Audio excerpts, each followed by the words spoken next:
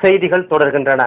நாமக்கல் மாவட்டத்தில் 57 கோடி ரூபாய் மதிப்பிலான நலத்திட்ட பணிகளை துணை முதலமைச்சர் மு.க.ஸ்டாலின் தொடங்கி வைத்தார். நாமக்கல் மாவட்டத்தில் சுற்றுப்பயணம் மேற்கொண்டுள்ள துணை முதலமைச்சர் மு.க.ஸ்டாலின் அகரம் கிராமத்தில் அமைக்கப்பட்டுள்ள பெரியார் நினைவு சமத்துவபுரத்தை திறந்து வைத்தார். பின்னர் நடைபெற்ற கூட்டத்தில் பேசிய அவர், தமிழகத்தில் உள்ள சமத்துவபுரங்களில் பெரியார் சிலைகள் அமைக்கப்படும் என்று கூறினார். சமத்துவபுரங்கள் உருவாக்கப்படுகிற இடத்தில் தந்தை பெரியாருடைய உருவச்சிலையும் அந்த சமத்துவபுரத்திலே அமைக்கப்படும்.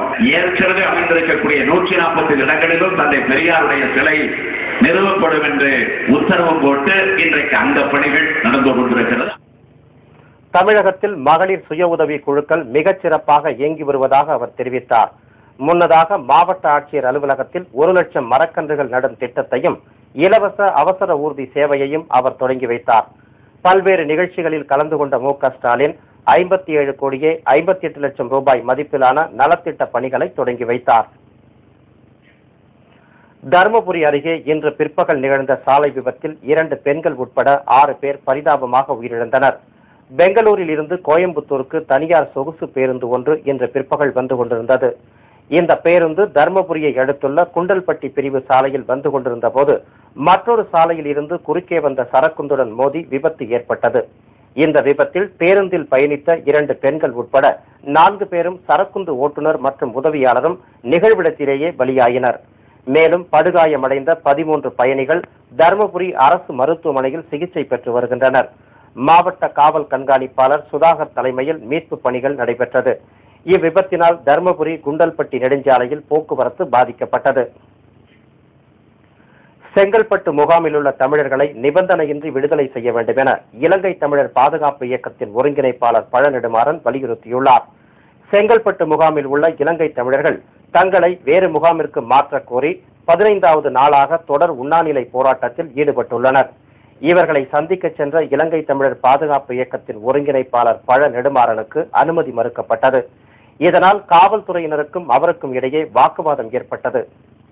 குற்றச்சாட்டும் இல்லாமல் இவர்கள் இந்த முகாமில் ஏன் இத்தனை ஆண்டு காலம் அடைக்கப்பட்டார்கள்? நம்முடைய முதலமைச்சர் உடனடியாக தலையிட்டு தான் செய்திருக்கிற இந்த தவறை திருத்த வேண்டும். இம்முகாமில் தமிழர்கள் வதைப்பட்டு வருவதாகவும் இவர்களை நிபந்தனையின்றி விடுவிக்க வேண்டும் என்றும் பழநெடுமாறன் கேட்டுக் கொண்டார். சென்னை காசிமேடு பகுதியைச் சேர்ந்த 4 மீனவர்கள் கடலுக்கு சென்று 2 நாட்களாகியும் வீடு திரும்பாததால் உறவினர்கள் கவலை அடைந்துள்ளனர்.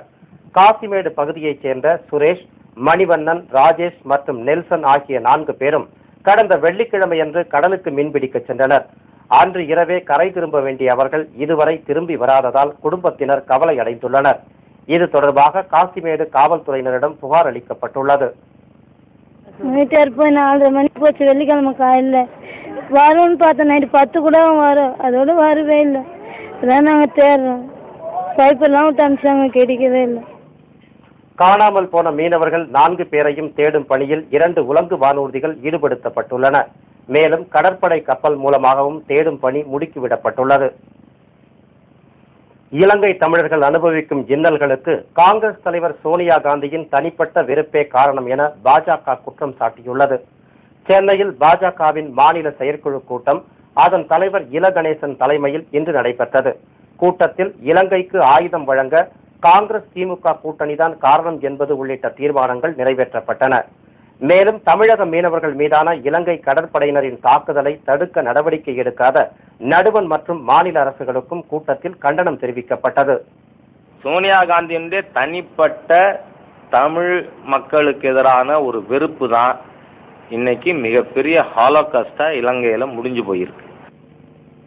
திருவண்ணாமலை வெடி விபத்தில் தொடர்புடைய குற்றவாளிகளை தமிழக உணவுத்துறை அமைச்சர் ஏவ வேலு காப்பாற்ற முயற்சி செய்வதாகவும் முழு மதுவிலக்கை நடைமுறைப்படுத்த வேண்டும் என்றும் கூட்டத்தில் தீர்மானம் நிறைவேற்றப்பட்டது.